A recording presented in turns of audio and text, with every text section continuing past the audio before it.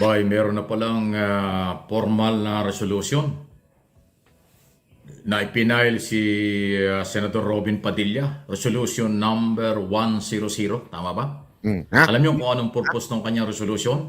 Mm. Para ipatawag ang National Telecommunication. Ha?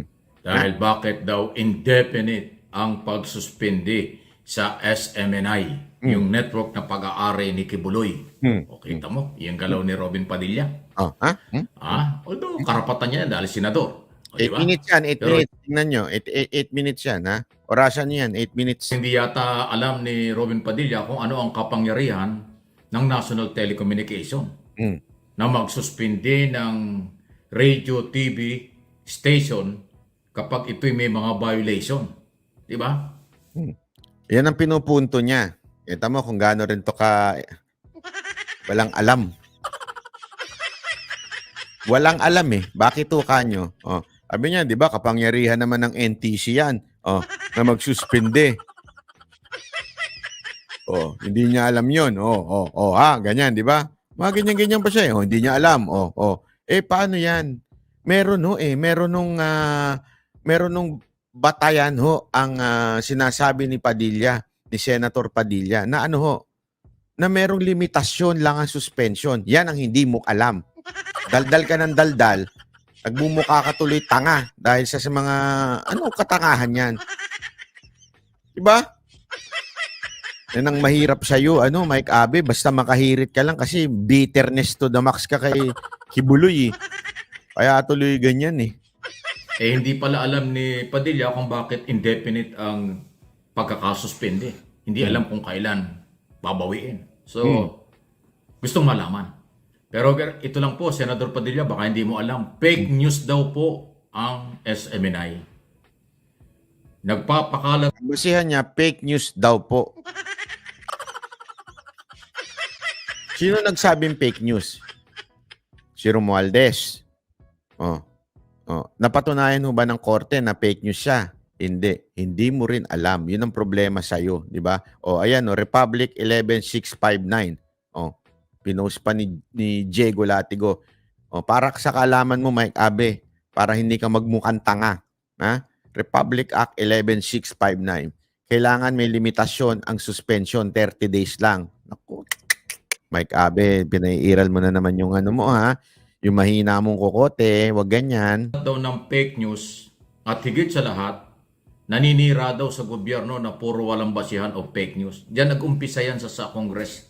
Nung banata nila si Speaker Martin Romualdez at yung iba pa. Doon nag-umpisa yun eh. Kaya sila sinuspindi. Indefinite. At na-discover pa na merong isang radio station kahit suspendido na sila, nag-program pa. Naghimpapawid pa. Kaya sinuspindi. Indefinite. So, patong-patong ay violation. Pero tama lang ito. Abangan din natin. Kasi pag dumating ang commissioner at mga abogado ng National Telecommunication, baka ito si Robin Padilla malekturan ng NTC kung ano ang kailang kapangyarihan at ano ang mga batas na may iral. Kaya sa isang banda, abangan na rin natin kung ano magagawa nitong resolution na ito ni Robin Padilla. Yun na yun. So, alam naman natin si Robin Padilla ay mayroong malaking utang na loob kay Kibuloy. Inaamin naman niya. Ayaw nga niyang maaresto si Kibuloy. Ayaw niyang maimbitahan sa Senado si Kibuloy. So ngayon, ang kanyang iimbestigahan at iimbitahan ay ang gobyerno through National Telecommunication Office of the President. Ayan. At dahil dyan, ang aking pong analysis at opinion, ay talagang ayaw nilang galawin. Yung tapos na sa third and final reading sa Kongreso bago nag-recess. Ng Holy Week, bago nag-recess ng Holy Week, na Tapos na yung punto niya, pinapahaba na lang niya. Para umabot ng 8 minutes. pagkansila sa prangkisa ng SMNI. Di ba? 9710 yung proposed bill at inaproba ng Congress. 284 congressman yata ang bumoto ron na pumabor na kansilahin dahil nga sa fake news ang SMNI. Nasa Senado na yan. Dapat galawin ng Senado yan. Dapat pag-usapan sa Senado. Pero ngayon ang lumalabas, iba ang galaw ni Padilla.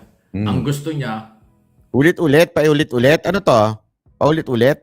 ay imbestigahan kung bakit sinuspende. Hindi niya tinatapik o pinag-uusapan kung ano ang kailang gagawin doon sa proposed bill ng Congress na tapos na for revocation. O, kita nyo? Kaya kaabang-abang, lutang na lutang dito, talagang kampihan, parang ganon. Okay? Yan ang galaw ng isa sa mga senador na identify kay Kibuloy at Yan na. sa Ay, sorry. Bato 351 de la na. Rosa, yung mag-ina na Villar o kaya ito si Amy. O yan. Mm. More or less, baka yan yung mga senador na tututol. Sinasabi ko, baka, hindi ko pinangunahan. Baka yan yung tututol para sa revocation Mm. ng mga prangkisa ng SMNI. Kasi ngayon pa lang, hindi nga nila pinag-uusapan yan eh. Alam ba nyo, isang araw ay nag-press conference pa si Joel Villanueva, majority leader, na-topic ko na rin yata yun, ng Senado, ni hindi kasama sa priority. Hindi kasama sa agenda ng Senado sa kailang pagbabalik. Radyo at TV lang ang sakop nun. Tanga. Sabi nito, grabe naman, no? Social media platform di kasama. Wag mo, hayaan nyo na magbakatanga siya. Ganun talaga. Yan tuloy, natanong to si Mike Abe. Asa na yung secret deal?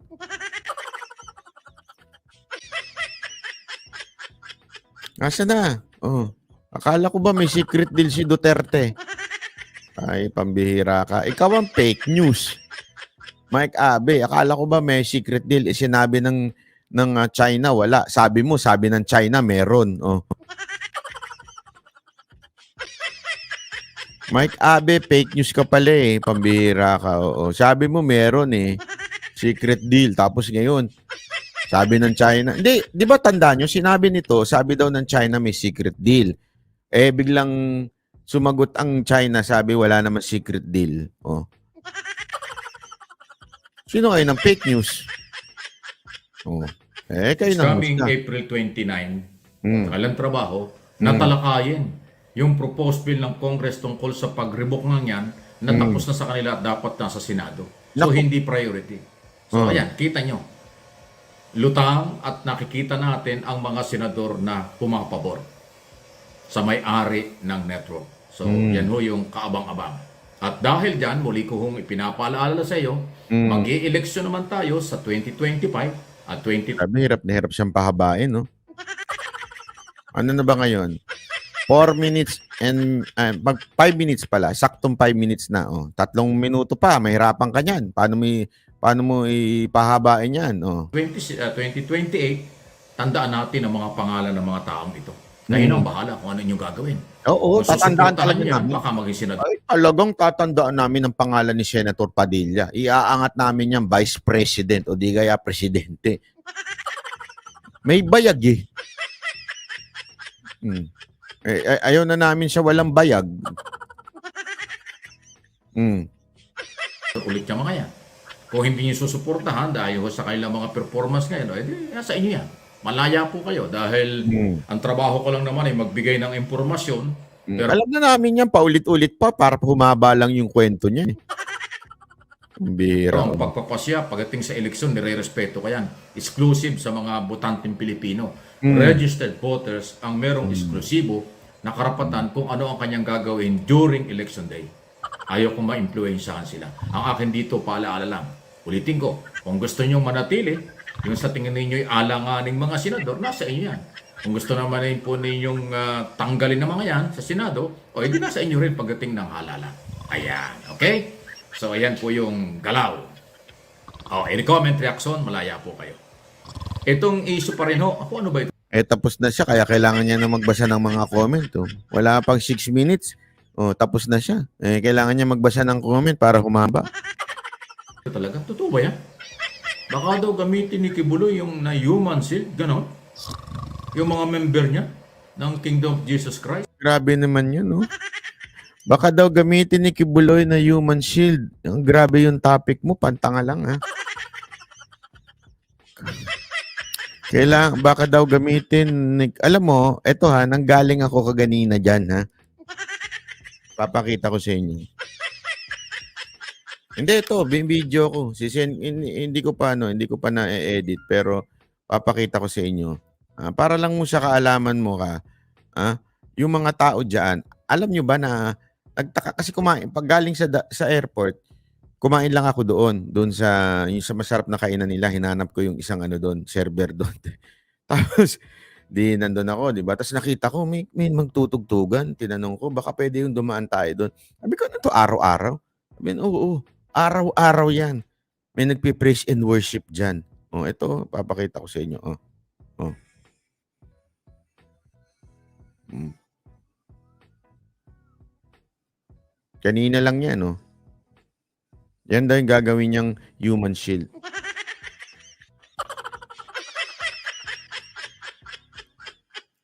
Hindi, totoo to. Alam mo, kanina nga sabi ko nga gusto ko nang mag-worship song, ano din doon, mag-praise and worship doon eh.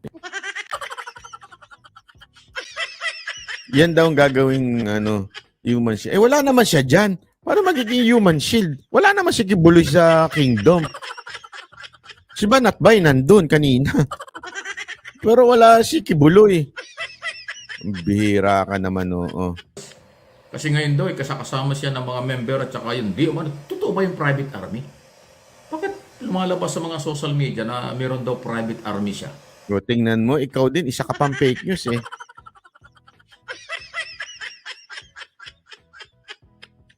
Isa pa itong fake news eh. Nakikita ko sa social media, oo. May private army si Kibuloy. Totoo ba to? Totoo ba to? Totoo ba to?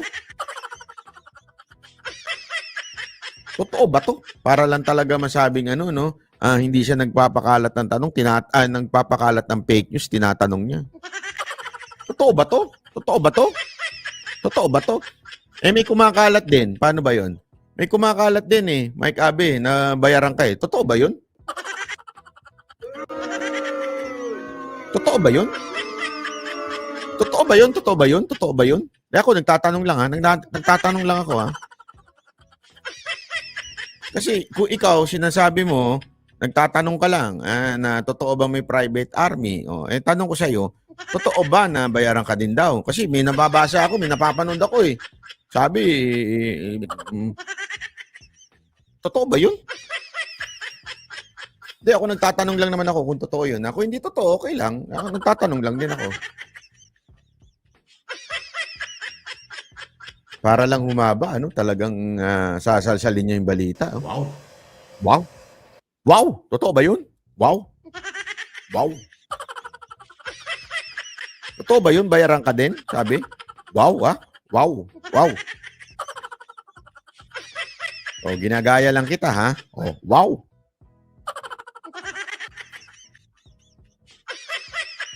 Na hindi lang mga member daw yung private army. Yo. Meron daw membro ng pulis sa Davao. Totoo Oh? ba yun? Totoo ba yun? Sabi Parang gago lang. Ang inang pagbablog to. Parang gago lang. Totoo ba yun? Totoo ba yun? Totoo ba yun? Wow, ah. May mga pulis din daw, ha? Wow. Nakikita nyo na? Is this the kind of journalist na sinasabi niyong professional? Na 30 years daw? Totoo ba yun? Wow. Meron na mga kapulisan din daw? Wow, ah. Wow.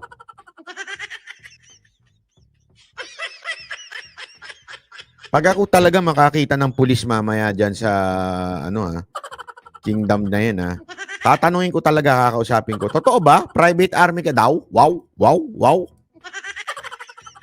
Hayop. yan ha. Yung ba dahilan kung bakit hindi ma-penetrate ng hindi makapasok sa mga dapat nilang pasukin itong NBI at saka pulis? Hindi makapasok. Hindi ka nanonood ng balita. Palabas-pasok nga sila dyan eh. Mike Abe, what's the real deal? Are you really bitter? Ganun ka na ka-bitter talaga? Sobra ka na bang bitter kay Pastor Kibuloy? Sasabihin mo hindi makapasok? Labas-pasok ang mga pulis at sa mga, di ba ilang beses hinalughog yan? Ng NBI at saka ng pulis yung mga pagmamayari ni Kibuloy. Ito sasabihin mo hindi makapasok? Wow! Tapos, para hindi ka makasuhan, patanong ano mo? Wow, ah. Wow. Wow. Pag-i-issue ng 3 warrant, 2 warrant of arrest, sa regional trial court ng isa sa regional trial court ng Pasig, at Wow. yung isa ay sa Davao City, RTC, at yung isa ay warrant of arrest galing sa Senado. Yung ba yung dahilan? No? Kaya nga, tatanong lang tayo, totoo ba na yung mayroon siyang private army? Oh, ako rin nagtatanong lang din ako, totoo ba yung mga nababasa ko? Nabayaran ka daw? Hindi, totoo ba 'yon? Kaya ka bumaligtad ng todo-todo kasi bayaran ka daw? Di umano? At yan ay tinatanong ko lang. Tanong lang naman po 'yun, ha? Wow, wow.